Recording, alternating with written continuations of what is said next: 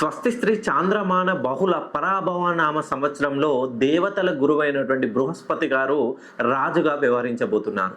ఇటువంటి సంవత్సరం కోసం, ఇటువంటి సమయం కోసం 21 సంవత్సరాల నిరీక్షణ తర్వాత బృహస్పతి గారు రాజుగా వ్యవహరిస్తున్నారు. ఎప్పుడైతే బృహస్పతి గారు రాజుగా ఉంటారో ఆ టైం ఎవరైతే సొంతిల్లు కట్టుకోవాలనే ఆలోచన, సొంతిల్లు నిర్మించుకున్నారో, నూతన గృహం నిర్మించుకుంటున్నారో వాళ్ళకి ఒక అద్భుతమైనటువంటి అవకాశం అండి. మీ ఇంట్లో దివ్య ఋషి మణిని పెట్టుకోండి.